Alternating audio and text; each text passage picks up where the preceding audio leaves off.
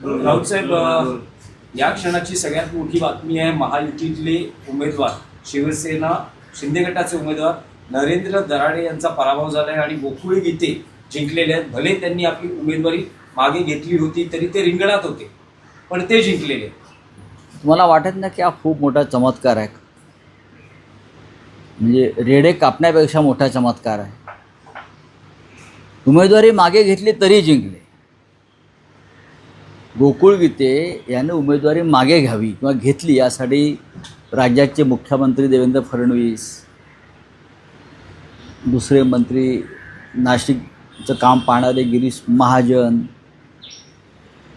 स्वतः उपमुख्यमंत्री आणि अमित शहाच्या पक्षाचे शहासेना प्रमुख, पण त्यांना ते म्हणाले ना ते प्रमुख आहेत म्हणून, शहासेना प्रमुख एकनाथ शिंदे यांनी प्रयत्न केले, उमेदवारी मागे घेतली तरी लोकांनी कसं काय मतदान केलं? हा चमत्कारच म्हणावा लागेल. आणि हे सगळे मतदार शिंदे गटाचे आणि भाजपचे, ज्यांना सुरक्षित ठेवलं होतं ठाण्यात, आपल्याला माहिती असेल, एकनाथ शिंदे यांच्या निगराणीखाली, आणि आदल्या दिवशी ते गेले मतदानासाठी आणि शिंदे गटाच्या उमेदवाराच्या विरुद्ध मतदान केलं. याचा अर्थ भारतीय जनता पक्षाच्या सर्व मतदारांनी अपक्ष उमेदवार गोकुळ गीते यांना मतदान केलं. हा एक रोष आहे. गोकुळ गीते यांनी शिवसेनेकडे सहकार्य मागितलं, आम्ही त्यांना ते दिलं. आमचं जे मतदान होतं ते आम्ही त्यांच्याकडे आम्ही वळवले. अगदी मी माननीय उद्धव साहेबांशी चर्चा करून आम्ही ते मतदान त्यांच्याकडे वळवलं. त्याचाही त्यांना फायदा झाला. अर्थात ही सुरुवात आहे. शिंदे गटात आणि भारतीय जनता पक्षामध्ये नक्की कोणत्या प्रकारचं संबंध आहेत? मुख्यमंत्र्यांच्या चेहऱ्यावरती जरी तुम्हाला आज हसू दिसत असलं शिंदे बाजूला असताना, तरी ते हसू खोटं आहे. ते हसू खोटं आहे. ज्या पद्धतीनं शिंद्यांना बळ दिलं जात आहे दिल्लीतून, ते महाराष्ट्राच्या हिताचं नाही याची कल्पनासुद्धा राज्याच्या मुख्यमंत्र्यांना आहे. सध्या राजकारण हे भाजपा अंतर्गतच सुरू आहे आणि भाजपा अंतर्गत राजकारणामध्ये वापर होतो आहे शिंदे गटाचा देवेंद्र फडणवीस यांच्या विरुद्ध, त्यांची ताकद कमी करण्यासाठी. त्याच्यामुळे आमच्यासारखे जे लोक आहेत किंवा पक्ष आहेत ते या घडामोडींकडे दुरून पाहत आहेत सध्या तर. पण शिंदे गटाचा एक उमेदवार भाजपनं पाडला, ठीक आहे, यालासुद्धा बंड म्हणा, जसे ते म्हणतात उद्रेक आहे, यालाही बंड म्हणा, यालाही उद्रेक म्हणा. प्रचंड पैशाचा वापर झाला शिंदे गटाकडून, धमक्या दिल्या. त्या धमक्यांची रेकॉर्डिंगसुद्धा तुम्ही ऐकलं असेल. गोकुळ गीतेंवर दबाव कसा आणला, त्यांना धमक्या कशा दिल्या. तरीही मतदारांनी शिंदे गटाच्या उमेदवाराविरुद्ध एक जात मतदान केलं आणि मोठ्या संख्येने ते निवडून आले. राऊत साहेब, तुम्ही म्हणतात की शिंदे शिवसेनेचा वापर हा देवेंद्र फडणवीसांच्या विरोधात सुरू आहे, पण देवेंद्र फडणवीसही महाराष्ट्राच्या राजकारणात शिंदेंना पुरून उरतायत का? कारण आजचा नाशिकचा निकाल, तुम्ही म्हणतात की तुमची वोट गीतेंना ट्रान्सफर झाली, तर या सगळ्या राजकारणात एक बघा, तुम्ही देवेंद्र फडणवीसांच्या बाजूने आहात. बघा, देवेंद्र फडणवीस यांच्या बाजूने असण्याचं, दगडापेक्षा वीट मऊ, विटेपेक्षा दगड वगैरे हे याच्यात आम्ही पडतच नाही आहोत. या राजकारणामुळे महाराष्ट्राचं नुकसान होत आहे आणि शिवसेना कमजोर करण्यामागे किंवा शिवसेना फोडण्यामागे एकच ध्येय आहे की महाराष्ट्र कमजोर करणं आणि मुंबई उद्योगपतींच्या घशात घालणं, जी शिवसेना विरोध करते. म्हणून शिवसेना कमजोर केली जाते. या राज्याचं नेतृत्व करणाऱ्या मुख्यमंत्र्यांना हे समजायला हवं आतापर्यंत यशवंतराव चव्हाण असतील, वसंतराव नाईक असतील, वसंतराव दादा पाटील असतील, अगदी शंकरराव चव्हाणसुद्धा असतील, माननीय शरद पवार असतील, विलासराव देशमुख असतील, केंद्रामध्ये इंदिरा गांधी असतील, राजीव गांधी असतील, कोणी असतील, त्यांना महाराष्ट्रामध्ये शिवसेनेचं महत्त्व राजकीयदृष्ट्या माहीत होतं की हा जो एक फोर्स आहे हा प्रखर राष्ट्रवादी फोर्स आहे आणि जर सरकारला काही संदर्भात लढाया करता येत नसतील तर शिवसेना या लढाया लढते आहे देशासाठी, मुंबई महाराष्ट्र वाचवण्यासाठी. हे राज्याच्या मुख्यमंत्र्यांना आतापर्यंतच्या यशवंतरावांपासून सर्व मुख्यमंत्र्यांनी हे स्वीकारलेलं होतं. पण भारतीय जनता पक्ष हा व्यापाऱ्यांचा पक्ष असल्यामुळे त्यांना शिवसेनेचा जो भांडवलदार विरोध आहे तो मान्य नाही. आम्ही भांडवलदारांना विरोध करू नये, आम्ही मुंबई गिळणाऱ्यांना विरोध करू नये, मराठी माणसाच्या छातीवर बसणाऱ्यांनाशी आम्ही लढू नये, ही जर फडणवीस आणि शिंदे गटाची किंवा त्यांच्या सत्ताधाऱ्यांची भूमिका असेल तर ते आम्हाला मान्य नाही. तुम्ही आमचे आमदार खासदार फोडाल, आमची जिद्द तोडू शकत नाही. आपण काल पाहिलं असेल की शिवसेना पक्षप्रमुख उद्धव ठाकरे जेव्हा काल भांडूपच्या शाखा भेटीला आले तेव्हा एक विराट सभाच तिथे झाली. घाटकोपरला गेले शाखेच्या भेटीसाठी, तिथे एक अतिविराट सभा झाली. लोकांचा रोष आणि लोकांचं शिवसेनेविषयी प्रेम हे अशा प्रकारे पुन्हा उसळून यायला लागलं आहे. ही गद्दारी जी करून घेतलेली आहे शिंदे गटाने आणि अमित शहानी, एक लक्षात घ्या, या गद्दारीमागे एकच हेतू आहे की आम्ही मुंबईसह महाराष्ट्र पैशाने विकत घेऊ शकतो आणि अस्मितेसाठी लढणाऱ्या शिवसेनेसारखे जे पक्ष आहेत ते आम्ही पैशाच्या ताकदीवर फोडू शकतो. ही मस्ती आहे ना, ही मस्ती त्यांच्या पार्श्वभागात, मी खूप सौम्य शब्द वापरलेला आहे, पार्श्वभागात घातली जाईल. नाही राऊसाहेब, स्पेसिफिक प्रश्न आहे. तुम्ही जे म्हणाला की फडणवीस विरुद्ध शिंदे हे महाराष्ट्रात कोल्ड वॉर आहे, तर कोल्ड वॉर नाही, ओपन वॉर आहे. आणि आणि आणि या युद्धात हां, उद्धव ठाकरे, तुम्ही, तुमचा पक्ष हा फडणवीसांच्या बाजूने आहेत का? नाही, आम्ही कोणाच्या बाजूने असण्याचा प्रश्नच येत नाही ना. भूत की राक्षस, आम्ही कोणाच्या बाजूने का राहू? आम्ही आमच्या भूमिका घेऊन लढत राहू. पण जर शिंद्यांसारखे जे सैतान आहेत निर्माण झालेले किंवा अमित शहाने निर्माण केलेले जे सैतान हे देवेंद्र फडणवीस यांच्याही मानेवरती बसून उद्या त्यांचा गळा दाबण्याची शक्यता मला वाटते आहे. अशा वेळेला आम्हालासुद्धा काहीतरी एक राज्याच्या हितासाठी भूमिका घ्यावी लागेल. अधिक सैतानाला मारायचं की अधिक काय करायचं, तर आम्ही पाहू ना उद्धवजी निर्णय घेतील या संदर्भात. सर, आज सगळे जे खासदार 6 खासदार गेले होते ते आज मुंबईत येणार आहेत आणि 4 वाजता पत्रकार परिषदेत दिल्लीवरून घेणार आहेत. काल ओमराजेंनी आपली भूमिका स्पष्ट केलेली आहे. गद्दाराला भूमिका असते का हो? तुम्ही ओम निंबाळकरांचं जे नाव घेत आहे ते एक नामचीन गद्दार आहे, नामचीन. त्यांच्या बरोबरचे जे इतर लोक आहेत ते सुद्धा नामचीन गद्दार आहेत. गद्दाराला भूमिका असते मी आत्ता ऐकले. इतिहासामध्ये जे काही बेईमान झाले, गद्दार झाले, मीर जाफरपासून ते आपल्या महाराष्ट्रामध्ये सुद्धा, त्यांना का भूमिका असू शकते का? नाही ना. जर महाराष्ट्राच्या स्वाभिमानाची कोणाला चिंता असेल तर या गद्दारांना गद्दारच म्हटलं पाहिजे, बेईमान म्हटलं पाहिजे, महाराष्ट्राचे शत्रू म्हटलं पाहिजे, मराठी माणसाचे दुश्मन म्हटलं पाहिजे. आणि त्यांना कोणती भूमिका आहे या भूमिकेतून तुम्ही सगळ्यांनी बाहेर पडलं पाहिजे. शिवसेना तोडणं म्हणजे महाराष्ट्राचे तुकडे करणं आणि अमित शहा ते शिंदे गटाच्या माध्यमातून करत आहेत. शिंदे हे अमित शहाचे कॉन्ट्रॅक्ट किलर आहेत.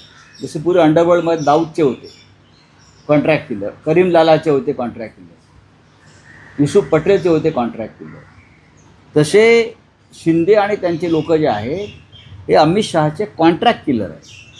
आणि हे कॉन्ट्रॅक्ट किलिंग जे आहे हे महाराष्ट्र नेस्तनाबूत करण्यासाठी आहे. पण रावसाहेब, काल दिवसभर म्हणजे ओमराजे शिंदे जोपर्यंत राजकीय भूमिका मांडत नव्हते तोपर्यंत शिवसेना उद्धव बाळासाहेब ठाकरे पक्षातून टीकेचा सूर मवाळ झाला होता. पण जशी त्यांनी राजकीय भूमिका घेतली, शिंदे शिवसेनेबरोबर जाणार, असं त्यांनी म्हटलं, तेव्हा आता पुन्हा एकदा त्यांना गद्दार आणि सगळ्या गोष्टी पुन्हा बोलल्या नाही जातात. बघा तुमचं कारण त्यांची मनधरणी करण्याचे प्रयत्न झाले. त्यांची ते अजिबात मातोश्री- त्यांची अजिबात मातोश्रीचे नाही दरवाजे नाही उघडले नाही असं म्हटलं नाही गेलं होतं. त्यांची अजिबात मनधरणी कोणी केली नाही. त्यांना वस्तुस्थिती आणि परिस्थितीची जाणीव करून देण्यासाठी त्यांचे मित्र कैलास पाटील त्यांना भेटले. त्यांच्याबरोबर वरुण देसाई होते. लक्षात घ्या, शिंदे गटामध्ये गेल्यामुळे त्यांच्या वडिलांच्या आत्म्याला शांतता मिळणार असेल. 20 वर्षापूर्वी ज्यांची हत्या झाली, शिंदे गटामध्ये गेल्यामुळे त्यांच्या वडिलांचा आत्मा जो समाधीमध्ये आहे बरं का, तो त्यांना आशीर्वाद देणार असेल तर तो त्यांचा प्रश्न आहे. आता ज्यांनी ओम निंबाळकरांनी ज्यांच्यावरती आरोप केले ते त्याच आघाडीमध्ये आहेत ना, युतीमध्ये, आणि हे त्या मांडीला लावून बसतील. हा निर्लज्जपणाचा कळस आहे आणि स्वार्थाचं शिखर आहे. या लोकांनी ओमच्या वतीनं कोणी पैसे घेतले, पहिले 15 कोटी, ही सगळी माहिती उद्धव ठाकरेंना. कुठे कुठे कसे कसे पैशाचे व्यवहार झाले. विकास विकास विकास जो आपण म्हणतो, विकासासाठी गेलो. मराठवाड्याचा काय विकास भाजपने केला आणि तुम्ही काय करणार आहात? मराठवाड्याचा विकास हा भारतीय जनता पक्ष सरकार आहे ना, त्यांनी करायला पाहिजे ना. असा काय विकास केला? विकास हा मतदारसंघाचा होत नाही फक्त सरकारकडून, विकास हा प्रांताचा आणि प्रदेशाचा होतो. काय लातूरचा विकास गेला? लातूरचा विकास विलासराव देशमुखांनी केला. धाराशिवमध्ये जे काही आज तुम्हाला दिसत आहेत गोष्टी, त्या एकतर शिवसेनेचं राज्य असताना, युतीचं राज्य असताना झालेला विकास आहे. साखर कारखाने उभे करणं म्हणजे विकास नाही. सर्वत्र जो विकास आहे हा सामुदायिक विकास होतो. खासदारांना वाटत असेल की आम्हाला 100 कोटी मिळाल्यामुळे विकास झाला म्हणजे व्यक्तिगत, असं नाही आहे. राऊतसाहेब, काल 2 प्रतिक्रिया आल्या फडणवीसांच्या आणि शिंदेंच्या.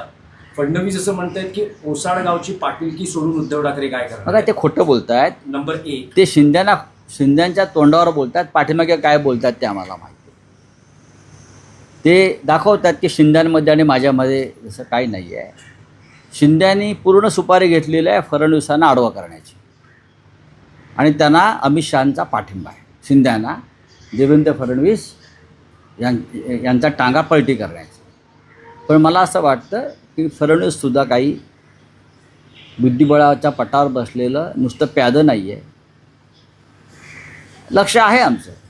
आणि दुसरं म्हणजे शिंदे असं म्हणत होते की मी ऑपरेशन कधी अर्धवट करत नसतो, आणि उद्धव ठाकरे पक्षप्रमुख पद सोडून नेमकं काय करणार, कारण आता त्यांच्या पक्षात कोण राहिलेलंच नाही. संजय राऊत आहेत ना, आधी माझ्याशी लढा, मग उद्धव ठाकरेंशी लढा.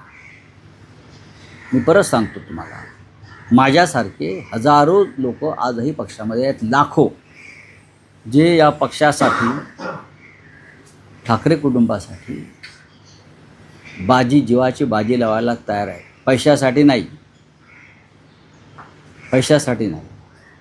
बाळासाहेब ठाकरेंच्या या पक्षासाठी आमच्यासारखे लाखो लोक आहेत, माझ्यासारखे, जे तुमच्या गद्दारीशी लढायला तयार आहेत. मिस्टर शिंदे, आणि पैशाचा माज दाखवू नका, अजिबात दाखवू नका. तुम्ही माणसाचं जे जीवन आहे ना, ते क्षणभंगूर आहे. बघा अजितदादांचं काय झालं. थोडी मस्ती दाखवू नका. आज आहात, उद्या नसाल. मिलिंद नार्वेकर यांनी भास्कर जाधव यांच्याशी नाराजी व्यक्त केली आहे. थेट फडणवीस यांना यांच्याकडे उद्धव ठाकरे यांनी दिलेल्या पत्राची अंमलबजावणी करण्यास सांगितले आहे. भास्कर जाधव यांच्यामुळे मानसिक त्रास होत असल्याचे म्हटले. काय याचं प्रश्न काय? नाही, काल जो एकूण प्रकार झाला वर्धापन सोहळ्यात, पण मला माहीत पाहिजे ना काय. इंटरव्ह्यू करत असताना, भास्कर जाधवांचा इंटरव्ह्यू होत असताना मागे मिलिंद नार्वेकरांची गाडी होती, हॉर्न वाजवले जात होते, आणि त्यावेळेस जी भास्कर जाधवांची प्रतिक्रिया आली, मिलिंद नार्वेकर कोण, मोठा लागून गेला का वगैरे अशी. आणि त्यानंतर आता जे सुरू झालंय, नार्वेकरांनी म्हटलंय की फ्रस्ट्रेशन आहे भास्कर जाधवांचं, त्यांना विरोधी पक्ष केलं जात नाही, त्याचं फ्रस्ट्रेशन. हे दोन्ही लोक पक्षाचे महत्त्वाचे लोक आहेत. भास्कर जाधव असतील किंवा मिलिंद नार्वेकर असतील, पक्षाचे महत्त्वाचे लोक आहेत. मला असं वाटतं की सार्वजनिक मतप्रदर्शन करण्यापेक्षा संयमानं वागलं पाहिजे. आणि जर संयम कमी पडत असेल तर थोडा माझ्याकडून घ्या. माझ्याकडून थोडा संयम घ्या. आणि मग त्या संयमाचा वापर सार्वजनिक जीवनात करा. हा तुमचा सल्ला आहे आम्हाला तुमच्याच पक्षातल्या नेत्यांना. माझे सहकारी आहेत दोन्ही, भास्करराव जाधव काय, आमचे मिलिंद नार्वेकर काय. पक्षाला सध्या संयमाची गरज आहे. थोडा संयम पाहिजे अंतर्गत बाबीमध्ये. ज्या गोष्टी बंद खोलीमध्ये आपण बसून चर्चा करू शकतो ते सार्वजनिक करू नका. माझ्यावरसुद्धा असे प्रसंग आले, पण मी कधी जाहीरपणे याच्यावरती कधी मत व्यक्त केलं नाही. या दोन आमच्या सहकार्याने सुद्धा त्याबाबत थोडं पथ्य पाळावं, संयम पाळावं. संयमाचे धडे द्यायला मी काय. रावसाहेब, आणखी आहे की आज विधिमंडळाचं अधिवेशन सुरू होतं आहे, त्यातच ऑपरेशन टायगर खासदारांच्या पक्षफुटीनंतर आता सगळं लक्ष आहे शिवसेना उद्धव बाळासाहेब ठाकरे पक्षाच्या आमदारांनी. आज उद्धव ठाकरेंनी आमदारांची बैठक बोलावली आहे आणि ते आमदारांना मार्गदर्शन करणार. का आमदार काय 20 आमदार आहेत आमचे. 20 पैकी 16 आमदार की 13 आमदार असे आकडे सांगितले जाते. नाही, 20 पैकी 27 असतील. 20 पैकी 27 असतील. कदाचित परिषदेतले मिळून. पण सुनील राऊत कुठे आहेत? ते गेले का सोडून? नाही. काय ते 20 आमदार चाललेत म्हटले. आणि थोडा एक नाही, सांगतो मी तुम्हाला. अरे हे 20 आमदार आहे, याचे 10 मुंबईतले आहेत. 10 मुंबईतले आहेत, लक्षात घ्या. हो हो बघू ना. हा. नाही म्हटले 20 आमदारांपैकी 16 सोडून चालले, तर सुनील कुठे आहेत बघा म्हणे. हां नाही, सुनील राऊत, वरुण सरदेसाई, आदित्य ठाकरे, हा. तुम्ही यांची नावं घ्याल. संजय पोतनी, सुनील प्रभू, तुम्ही यांची नावं घ्याल. असं नाही आहे बाळांनो. सगळेच पैशाला विकले जात नाही. सगळेच स्वार्थासाठी विमान विकत नाहीत. सगळे जे आता 6 जण गेलेत त्यांची भविष्यामध्ये काय अवस्था होते हे तुम्हाला कळेल. चला, धन्यवाद. सर, राम मंदिर को एसआईटी रिपोर्ट, राम मंदिर का एसआईटी रिपोर्ट आने वाला है. तो आने दो ना. आरोप लगाया जा रहा है कि सीबीआई और ईडी से एक बार क्यों नहीं कराएगी. देखो, आज मैंने देखा है कि हमारे जो साथी हैं संजय सिंह आपके, बहुत बढ़िया बात कही. संजय सिंह जी कहते हैं कि राम जब वनवास में गए तो राम की जो पादुका थी, जूते, उसका रक्षण भरत ने किया सिंहासन पर रखकर. लेकिन बीजेपी वालों ने वो राम की पादुका की ही चोरी की. राम का अस्तित्व मिटा दिया. 500 करोड़ का घोटाला हुआ है राम मंदिर ट्रस्ट में, और राम की जो दान पेटी है वो ही गायब हो गई है. सोना गया है, चांदी गया है, ज्वेलरी गया है. जो चढ़ावे में आया था वो लगभग 500 करोड़ का माल बीजेपी के लोगों ने उसका गबन किया है. अब ऐसे लोगों को एसआईटी क्या करेगी? ये सब बीजेपी के लोग हैं. मैं आरएसएस के सरसंघ चालक मोहन राव भागवत जी से अपील करूंगा कि राम मंदिर के निर्माण में आपका भी योगदान रहा, हम सब का योगदान रहा. और जिस तरह से राम मंदिर को लूटा जा रहा है, अब राम मंदिर को लूटने में तो गजनी तो नहीं आया ना, अलाउद्दीन खिलजी तो नहीं आया ना. अब बोलते हैं ना मुगलों ने लूटा मंदिर, तो ये नए मुगल है बीजेपी के जो मंदिर लूट रहे हैं. बार बार मोदी जी बोलते हैं ना, सोमनाथ को किसने लूटा? गजनी ने लूटा. तो राम मंदिर को किसने लूटा? बीजेपी के गजनी ने लूटा. अब तक मोदी जी ने उसके ऊपर एक अक्षर नहीं, एक शब्द नहीं निकाला है उस लूट के बारे में. एसआईटी क्या करेगी? क्या किया एसआईटी ने? एक रिपोर्ट देगी, रिपोर्ट दबा दिया जाएगा. चलिए, थैंक यू. जिससे नाम आया उसे सरकार गिर जाएगी, ऐसा कहा केजरीवाल ने. नहीं, सरकार तो कभी की गिरनी चाहिए. ये सरकार राम के आशीर्वाद से आई है और राम के शाप से ही जाएगी.